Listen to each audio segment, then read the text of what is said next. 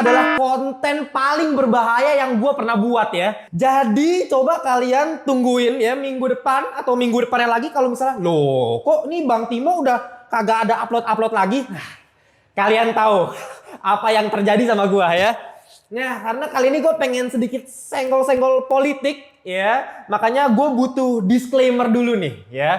Gue pengen disclaimer di sini gue bukan tujuannya untuk kampanye, apalagi gue bukan buzzer. No ya. Bukan buzzer, gue juga nggak memihak satu capres ya kan. Kita tahu sekarang ada 3 capres nih. Nah, gue juga nggak memihak siapapun itu. Di sini gue cuman pengen memaparkan hipotesa gue, analisis gue berdasarkan pendekatan teori Naruto.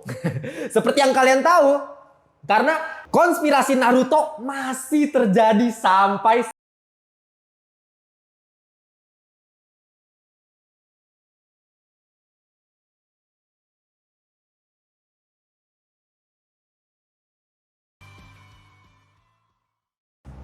Welcome back to Ngelantur Indonesia. Skui nonton, skip blon. Jangan lupa kalian semua ya. Oke ya, tadi di intro gue udah sempet mention dikit karena ini agak berbahaya ya. Gue juga agak takut diculik malam ini. Cuman semoga tidak terjadi. Tapi kali ini tuh gue pengen ngobrolin seputar Pilpres yang bakal diadakan tahun depan ya, Pilpres. Masnya ini, ini kalau kalian nggak tahu nih, kameramen gua lagi nggak bisa hadir di sini ya, berhalangan hadir. Jadi di sini ada krunya Anton Studio. Mas, besok tahun depan ikut nyoblos kan? Ikut. Nggak golput kan, Mas? Enggak lah, jangan golput loh. Bahaya ya.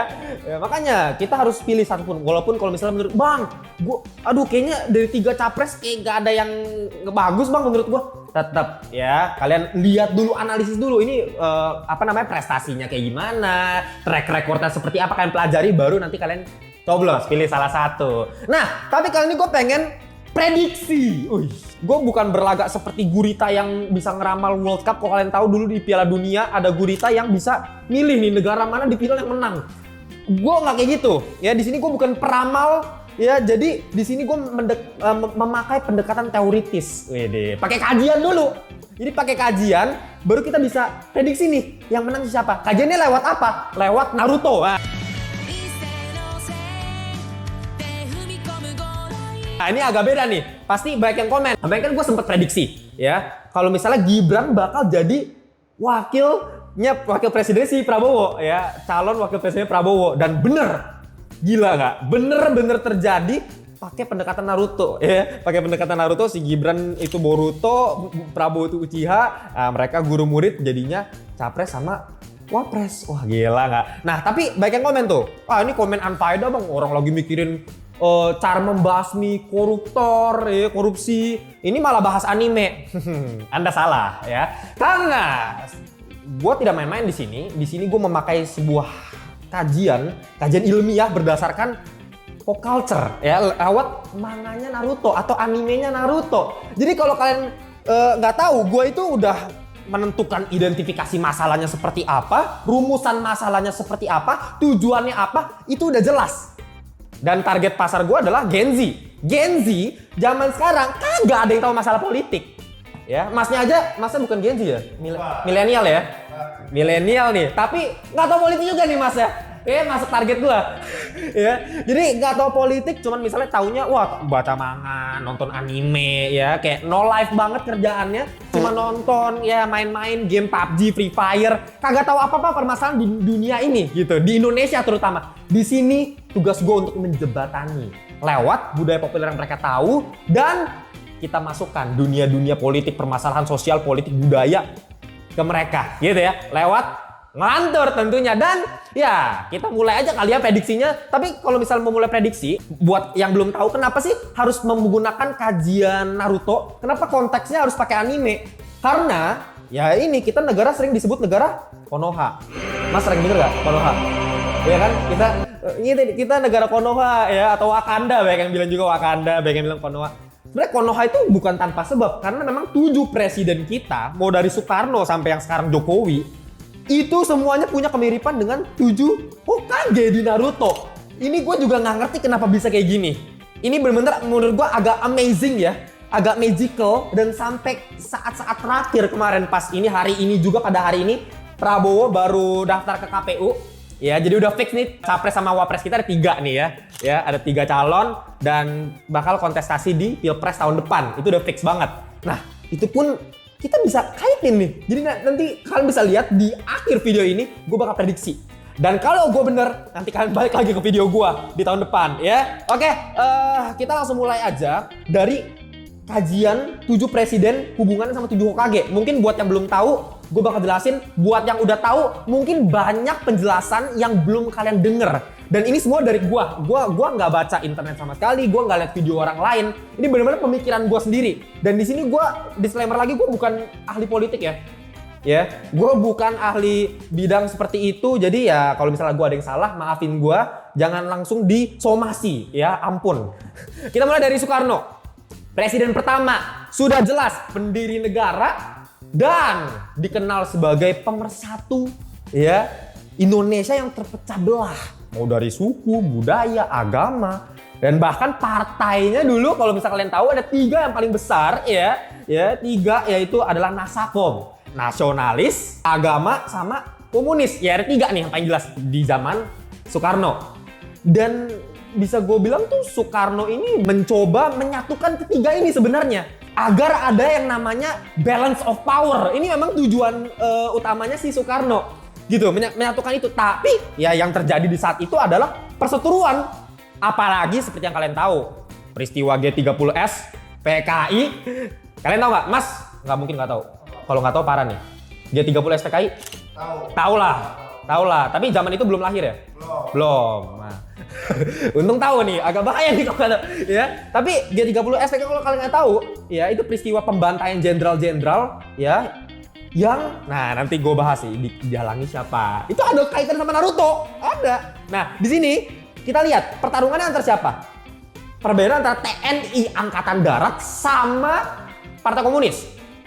Kalau kita ibaratkan Naruto, ada loh orang TNI ya, para TNI Angkatan Darat ini, gue ibaratkan sebagai klan Senju. Bertarung dengan siapa kalau Naruto? Klan Uchiha. Uchiha gue anggap sebagai PKI.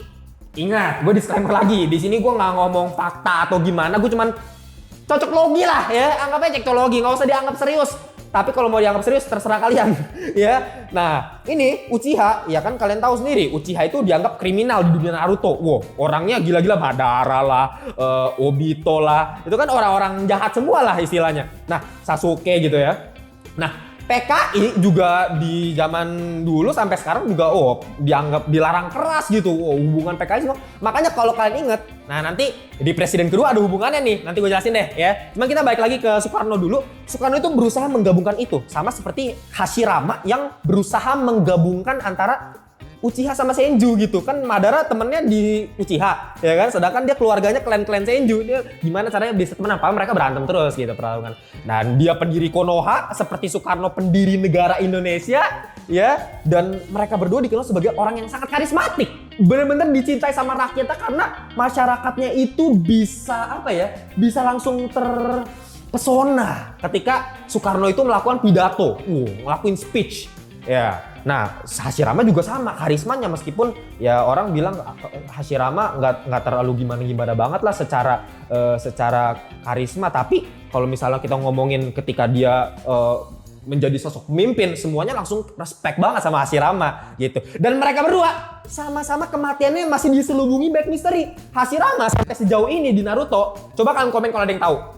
Matinya gara-gara apa? Nggak dikasih tahu. Sama sekali nggak ada. Lu cari mau dari komik Boruto, Naruto. Lu semua dari novel-novel yang Red Suden lah apa. Lu nggak bakal ketemu. Hashirama tuh matinya kenapa? Itu masih misteri. Soekarno meskipun ya orang bilang karena penyakit atau apa. Tapi banyak yang punya teori konspirasi ini sebenarnya bukan karena itu loh. Bukan karena itu. Ada yang bilang racun lah. Ya. Ada yang bilang ini berhubungan sama CIA, sama Amerika. Itu banyak misteri. Sama. Kita langsung lanjut ke presiden kedua.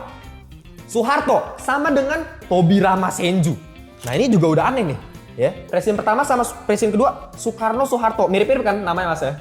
Soekarno Soeharto. Di Naruto Hashirama Tobirama. Gila, gue deh, what the hell man?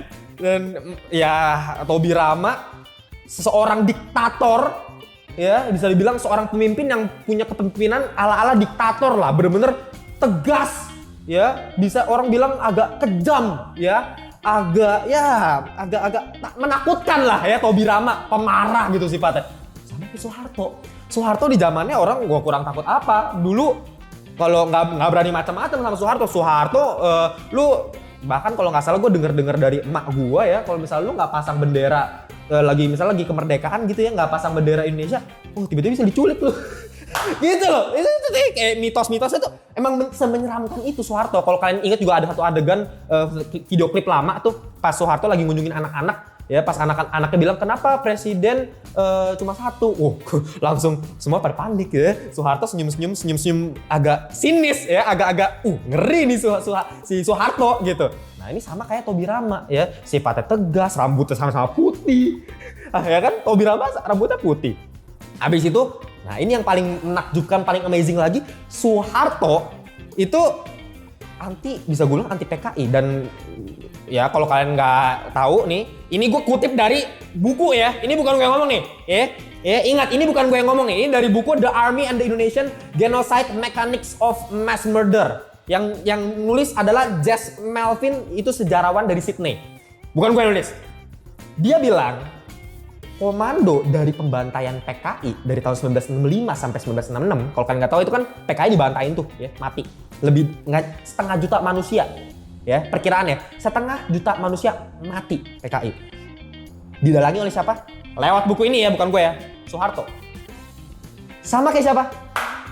Tobi Rama itu paling benci sama siapa? Uchiha. Baik lagi Uchiha itu PKI. Gue udah bilang nih, ini cocok logi yang luar biasa, gila banget.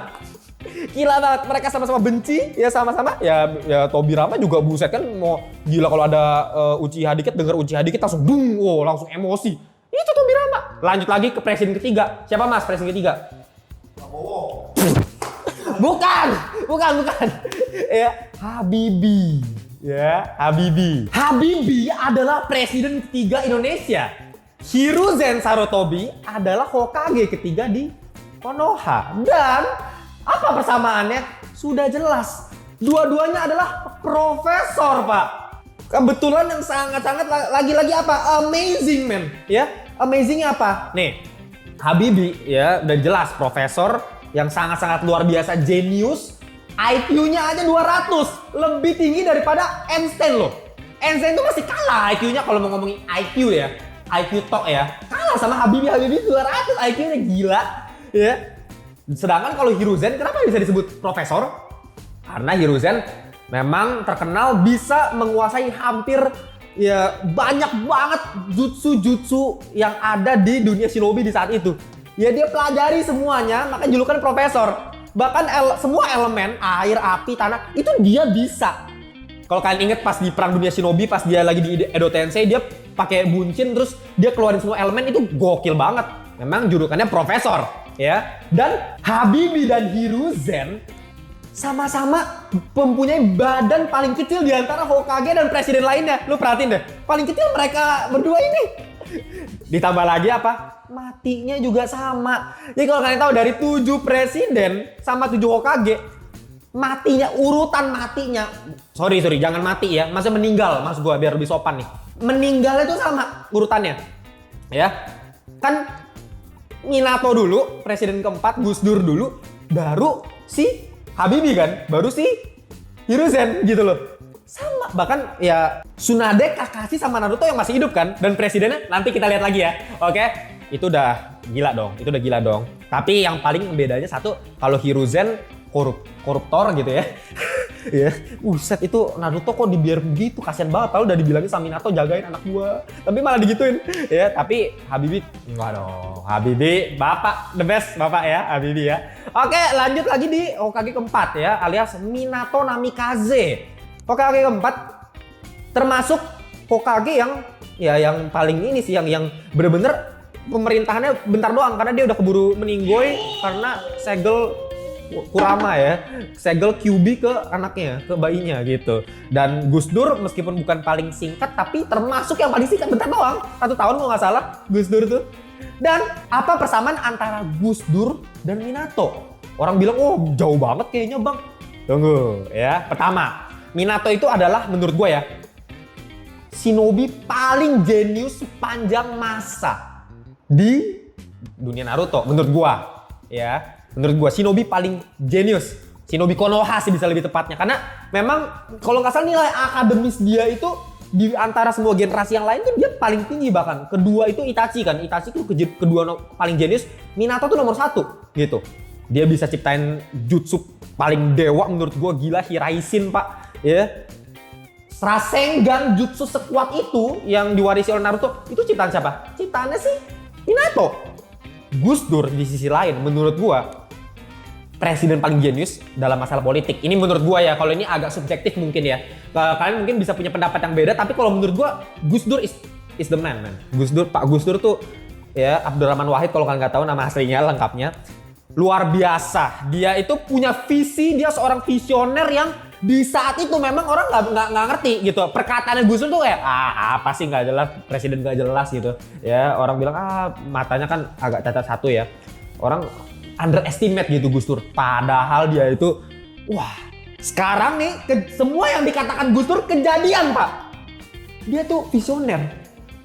Ya, dalam masalah politik dan sisi humorisnya juga, dia punya sisi humoris, dia lucu kan, ngakak Gus Dur gitu ya. Minato juga punya sisi humoris yang luar biasa juga menurut gua. Dan keduanya, kalau misalnya Minato itu punya jutsu Hiraisin yang bisa teleportasi dari satu tempat ke tempat lain, Gus Dur juga bisa teleportasi. Cuman ini mitos ya. Ini mitos yang coba kan, kalau kalian nggak percaya, cek beritanya, banyak beritanya, coba cek. Ya, ada satu kesaksian sopir Gus Dur bilang dari si Pak Gus Dur ini dari satu tempat tiba-tiba kok bisa di tempat yang lain dengan waktu yang sangat luar biasa, tidak masuk akal. itu mitosnya tuh. Gus Dur punya kemampuan teleportasi, kalian coba cek berita. Ada gitu. Ya itu. Tenang, sama-sama tenang dalam bertindak, dalam gagasan-gagasannya. Gila lu Gus Dur bubarin, keluar bikin dekret presiden, bubarin DPR, MPR. Itu kayak out of nowhere gitu. Dan ini yang paling menurut gua mind blowing dari semuanya. Presiden kelima Indonesia adalah Ibu Megawati. Gua nggak mau nyebut nama Ibu Megawati Soekarno Putri. Hokage kelima adalah Tsunade Senju. Ini udah gila sih menurut gue. Kayak satu-satunya presiden wanita yang pertama Megawati, satu-satunya Hokage wanita di Naruto Tsunade. Keduanya sama-sama keturunan langsung dari Hokage dan presiden pertama. Tsunade itu cucunya Hashirama Senju, Megawati itu anaknya Soekarno. Itu kayak what? Dan yang lebih parahnya lagi apa? Dianggap, ini bukan kata-kata gua ya, ini dianggap. Keduanya dianggap sebagai presiden paling gagal dibandingkan presiden lainnya. Ya, kenapa? Tsunade di satu sisi kehilangan Konoha, maksudnya karena Konoha hancur serangan Pain kalau kalian inget di Naruto. Ya, dibombardir, dihancurin Konoha ya, sampai dia udah jadi kayak nenek-nenek lagi, balik nenek-nenek ya. Umurnya emang udah tua kan sebenarnya. Sama kayak Ibu Mega dong, ya kan? Ibu Mega di satu sisi kenapa dianggap paling jelas ya, paling terkenal itu kasusnya adalah dia kehilangan 2 pulau, Pak. Yaitu Ligitan dan Sipadan. Kehilangan 2 pulau. Indonesia di zaman apa? Ibu Megawati. Ini fakta ya, ini gue bukan kayak mau fitnah atau jelek-jelek. Nggak, ini fakta, gue ngomongin fakta. Coba cek beritanya. Nah gitu ya. Sama dong, dianggap paling gagal. Dianggap, bukan menurut gue. Sekali lagi ya, Presiden ke-6 SBY, Susilo Bambang Yudhoyono, ya Bapak SBY, dan Hokage ke-6 adalah Kakashi Hatake. Rambut sama-sama putih, sama-sama kalem orangnya. Ya, sama-sama agak ya santai lah gitu ya. Matanya sama-sama sayu ya kan, Kakashi kan matanya iya. SBY juga, Pak SBY meskipun backgroundnya militer tapi sayu juga gitu ya, orangnya agak kalem banget, tenang dalam bertindak, sama kayak Kakashi. Strategis orangnya, benar-benar tahu. Dan paling parahnya lagi adalah dua-duanya punya background sama-sama militer. SBY itu adalah mantan angkatan darat ya, TNI angkatan darat. Sedangkan Kakashi itu mantan Anbu. Anbu itu kan anggapannya militernya Konoha. Backgroundnya sama. Sama-sama idola rakyat karena memang punya karisma yang sangat-sangat tinggi ya mereka berdua ya. Dan yang terakhir, presiden kita di saat ini ya, dan Hokage kita ya sebenarnya udah bukan, nanti ya kita bahas nih. Nah ini berkaitan sama prediksi gua nanti. Sabar ya. Ini kita masih di Pak Jokowi dulu ya, Bapak Jokowi. Dan kita hubungkan sama ya Naruto Hokage ke-7, udah jelas ya. Apa persamaannya? Sama-sama diremehkan, dari awal diremehkan. Jokowi, Pak Jokowi itu ya, gue inget banget kan gue sempet nyoblos pas ya era kedua sih sebenarnya sih. Cuman ya gue udah inget banget pas kontestasi pas 2014, Pilpres 2014. Naruto vs Sasuke, Jokowi vs Prabowo. Waduh, gila bisa sama gitu ya. Nah tapi ya dulu Jokowi kan dianggap pelangap-pelongo. Itu bukan gue yang ngomong ya. Masyarakat netizen nih, netizen Konoha yang ngomong, ya kan pelangap-pelongo, nggak ngerti politik, terlalu lemah gitu ya, nggak bisa pidato. Itu kurang Naruto apa lagi? Kurang Naruto apa? Naruto itu kan bukan sosok yang punya karisma seperti Sasuke, ya kan? Naruto tuh ya udah biasa gitu ya, karena dia hidup dari zaman dulu dibully, dikucilkan. Jokowi dulu tukang kayu, kayak siapa yang iniin Jokowi gitu, nggak? Kayak orang ini siapa tiba-tiba bisa jadi wali kota, jadi gubernur, tiba-tiba jadi presiden, kayak siapa yang prediksi gitu Jokowi? Ya tidak punya kekuatan apa-apa. Naruto kan juga sama persis, sama-sama merakyat ya, karena balik lagi backgroundnya sama, dari orang lemah gitu anggapannya lah ya. Ya sama, mereka berdua itu merakyat gitu. Jokowi belusukan kemana-mana gitu ya, sangat kayak ya merakyat banget lah. Naruto juga ya sederhana banget, ya orangnya sangat-sangat sederhana. Sampai akhirnya bener-bener dua-duanya bisa jadi orang nomor 1 di desa dan di negaranya gitu. Bahkan Jokowi menurut survei LSI ya, surveinya adalah ya 81,9% warga negara Indonesia puas dengan kinerja Pak Jokowi. Ini bukan pendapat opini pribadi gue cuma ngutip dari survei dari LSI gitu. Nah, puas gitu ya, dicintai rakyat. Naruto juga dicintai sama warga Konoha gitu. Karena dia adalah pahlawan perang dunia shinobi keempat gitu, ya kan? Sama persis gitu. Dan di akhir pemerintahan Pak Jokowi yang awal dikira pelangap-pelongo gitu ya, yang nggak tahu apa-apa mengenai politik, apa nih, mending saya pilih Prabowo, jangan dulu ya. Sekarang Pak Prabowo-nya yang sampai anggapannya, respect banget, ya. Bahkan ya sama kayak Sasuke kan. Kan dua-duanya rival nih, Naruto Sasuke. Udah berantem 2 kali final battle kan. Sama kayak Pak Jokowi sama Prabowo, udah 2 kali kontestasi. 2014 sama 2019. Sama persis. Kayak, aduh gila sih, gue juga ngerti lagi. Di satu sisi kayak Prabowo punya karisma, kayak saya Sasuke gitu kan. Kayak Sasuke-nya. Pak Jokowi yang lebih sederhana, kayak Naruto-nya. Berantem yang menang, Pak Jokowi jadi presiden. Sasuke akhirnya jadi apa? Respect sama Naruto, jadi anggapannya jadi kayak apa ya, defense-nya Konoha dari balik bayang-bayang lah gitu. Pak Prabowo jadi siapa? Jadi menteri pertahanannya Jokowi. Jadi dari yang awalnya rival gitu ya, jadi mau jadi bawahannya Pak Jokowi gitu, kayak anjay gitu loh, kayak luar biasa gitu. Kemiripannya percis banget. Makanya gue bilang ini Konoha atau Indonesia ini sama percis ya. Anggapannya kayak The Simpsons, ya inilah ya, The Simpsons bisa ngeramal dunia, Konoha bisa ngeramal negara Indonesia. Nah ini yang bakal gue prediksi. Nah kita sekarang masuk nih, setelah kita ngomongin konteksnya gitu ya, kenapa sih Bang lu pakai pendekatannya dengan cerita Naruto? Ya karena ini kita mulai nih masuk pembahasan utamanya.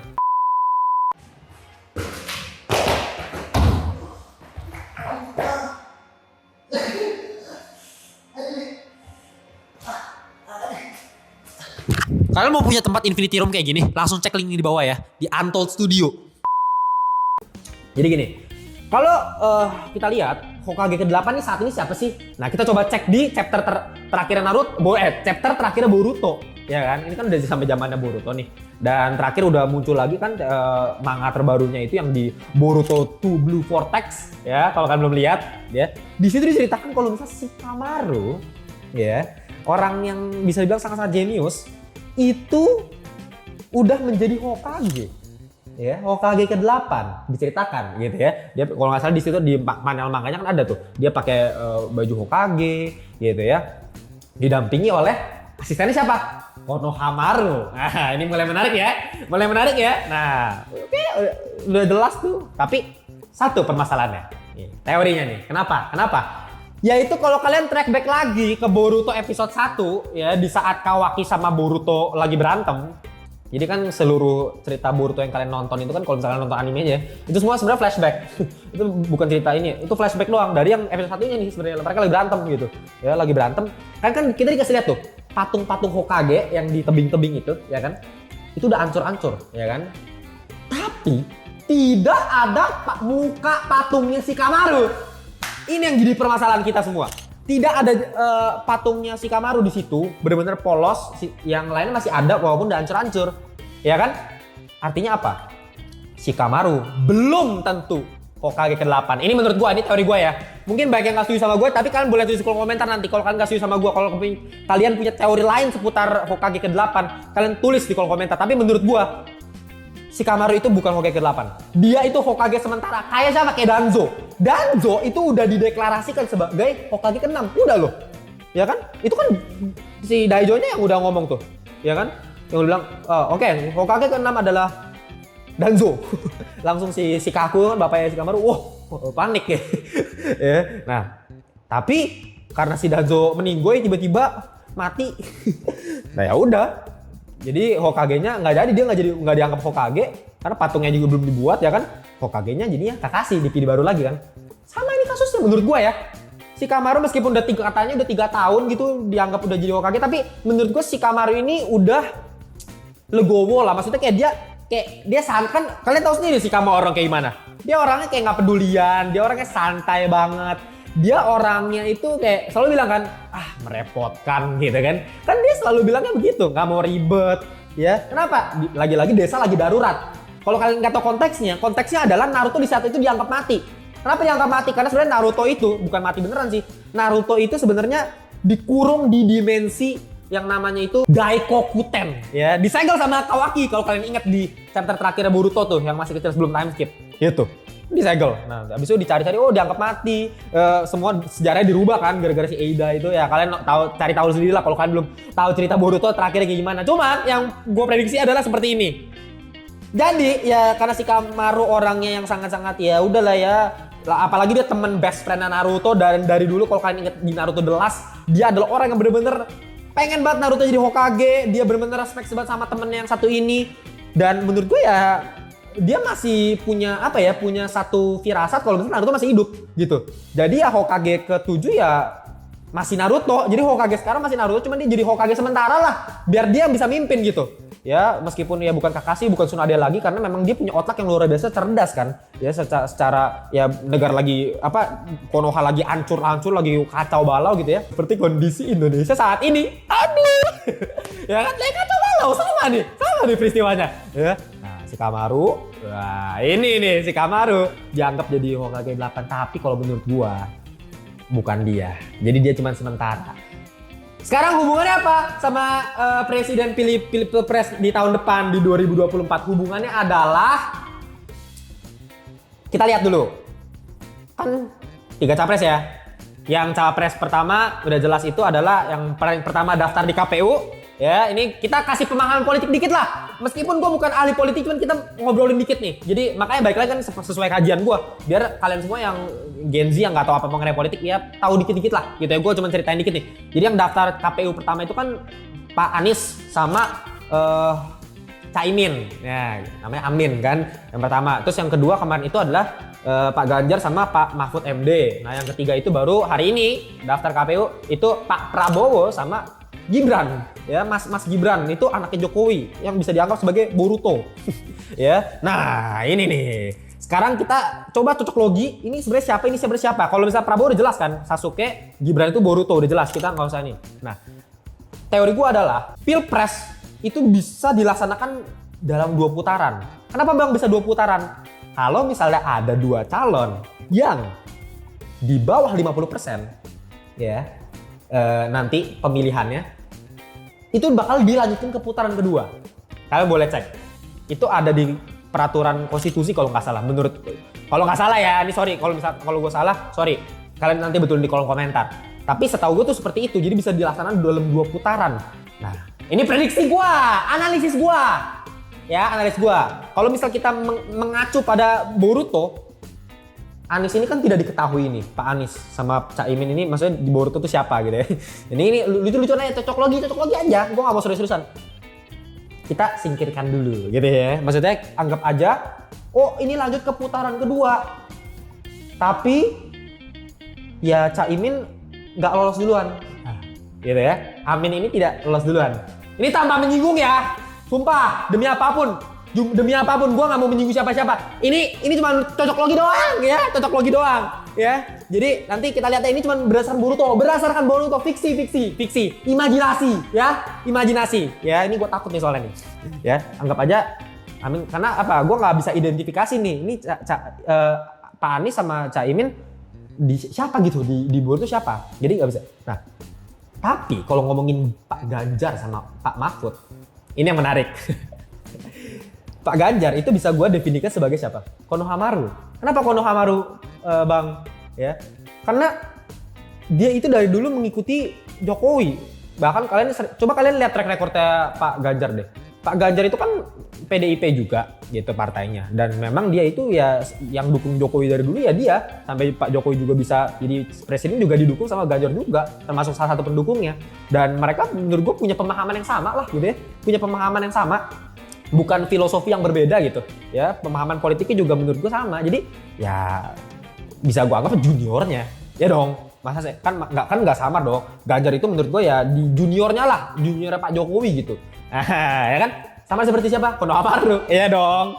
Dan Konohamaru itu kan bercita-cita untuk jadi Hokage juga. Dan orang bilang Konohamaru akan menjadi Hokage ke-8. Itu teori orang, teori Naruto dari dulu ya. Oke, satu Pak Mahfud sekarang. Ini menarik. Pak Mahfud MD banyak yang bilang kalau misalnya si Kamaru itu kan Pak Luhut. Karena ya Pak Luhut itu adalah salah satu menteri yang Menko ya. Menko yang benar-benar ditugasin Pak Jokowi buat semuanya nih. Minyak dia yang ngurusin, penyakit dia yang ngurusin, udara kemarin dia yang ngurusin juga. Permasalahan listrik kalau nggak salah, air dia juga yang ngurusin. Itu Pak Luhut semua. Sampai kemarin lagi sakit, semoga kita doain yang terbaik aja buat Pak Luhut ya. Saat ini lagi sakit Pak Luhut. Maka orang bilang Pak Luhut ini si Kamaru sebenarnya. Tapi kalau buat gue bukan.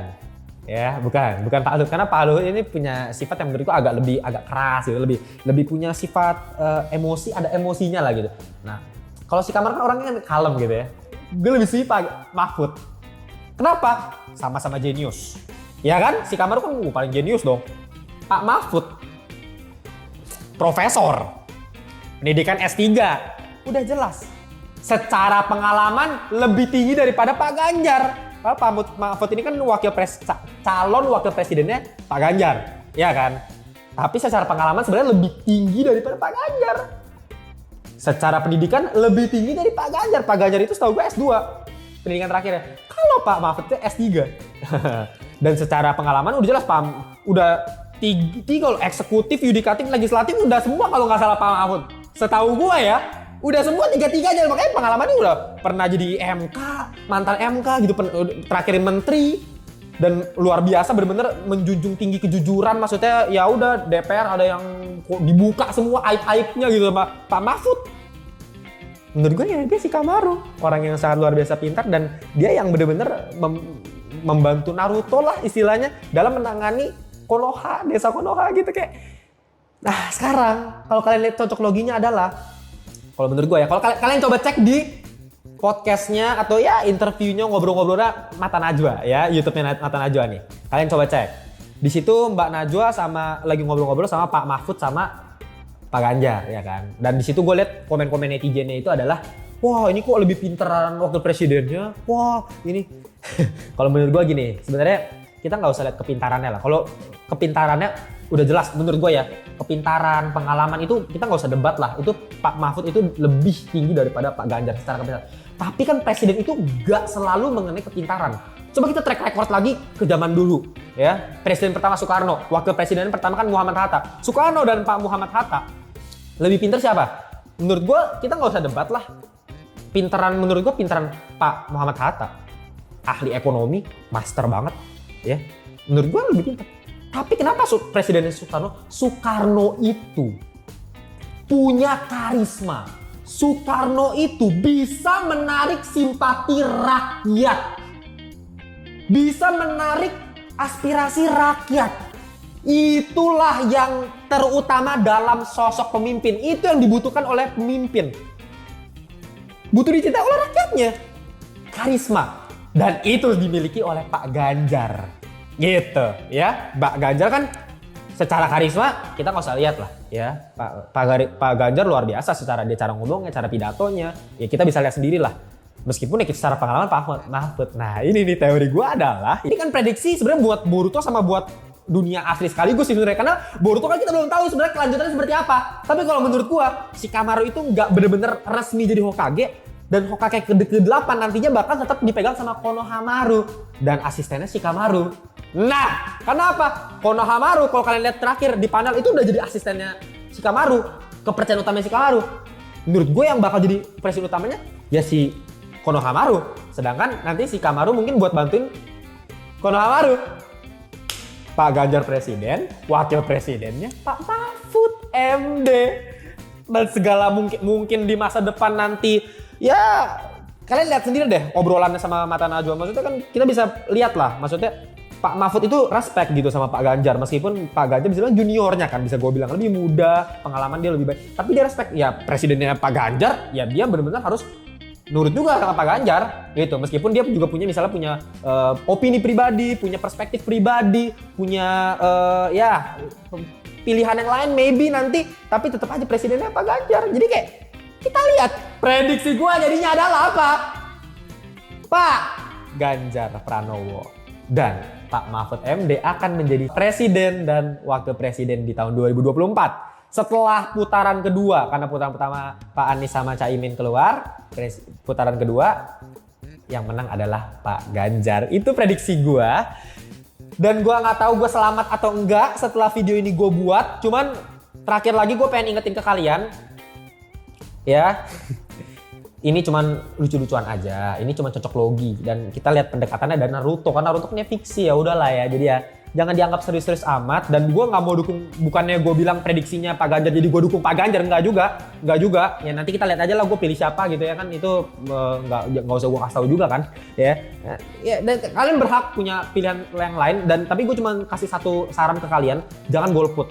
Itu cuma saran gue satu ya. Mau nggak sukanya kalian jangan golput. Kalian coba lihat dulu, pelajari dulu track record mereka semua dan lihat seperti apa gitu. Dan jangan mudah termakan omongan publik gitu. Kayak misalnya nih Pak Prabowo kemarin, Pak Gibran itu kan jadi masalah gara-gara MK. Dan ini lucunya juga nih, MK Mahkamah Konstitusi udah dianggap sebagai Masashi Kishimoto. MK Mahkamah Konstitusi dia tuh Masashi Kishimoto. Lucu banget gue lihat itu teori netizen sih, bukan gua.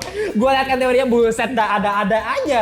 Dan gara-gara MK kemarin Gibran bener-bener jadi waktu bener-bener bisa akhirnya kan gara-gara umurnya jadi di bawah 40 tahun kalau misalnya udah punya pengalaman sebagai DPR atau jadi wali kota atau jadi ya, pimpinan daerah bisa jadi presiden atau wakil presiden di bawah 40 tahun. Gibran jadi akhirnya beneran gitu kan. Itu prediksi gue kemarin yang bener-bener trending banget view gue ya, video gue kemarin. Jadi ya MK itu menurut gue janganlah begitu misalnya ngomongin masalah dinasti politik, kemakan omongan orang. Ya dinasti politik menurut gue ini pendapat gue pribadi aja ya. Menurut gue ya kalau gue sih nggak masalah selama orangnya bener gitu. Kalau dinasti politik orangnya semacam yang diktator yang bener-bener ngaco gitu, korupsi atau apa di mana-mana, ya itu baru wah ini mau berkuasa selama-lamanya gitu kan.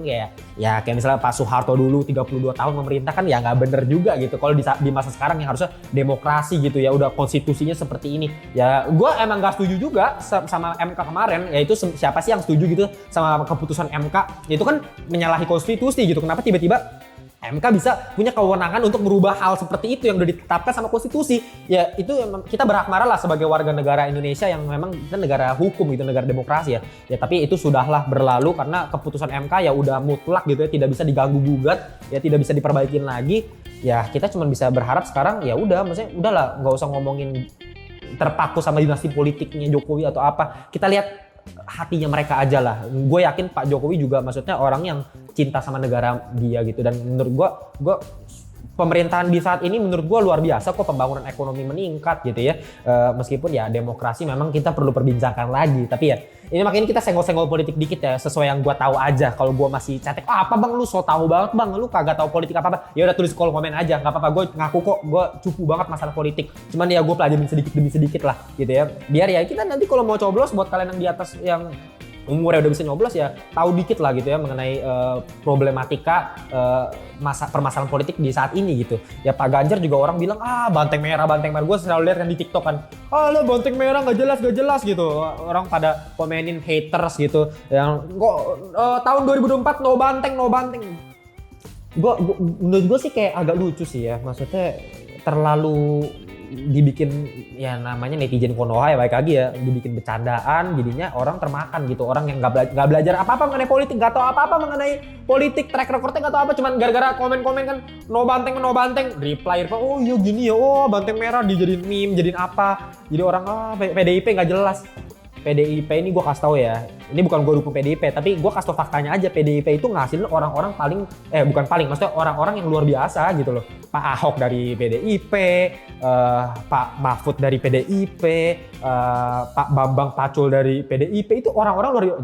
Pak Jokowi dari PDIP itu penghasil yang luar biasa loh gitu ya. Meskipun kalian kalau gara-gara ketua partainya Ibu Mega gitu, kayak nggak layak loh gituin deh. Meskipun Bu Mega juga ya gue kira kita tahu lah, maksudnya kesalahan dia, kita tahu kelemahannya dia, Ibu Mega, maksudnya kurangnya di mana. Cuman ya udah gitu, maksudnya nggak usah digimanain juga gitu, nggak usah no banteng juga. Ya kalian pilih aja, kalian lihat ininya juga. Kalau Pak Anies juga ya ada yang bilang wah apa nih politik identitas.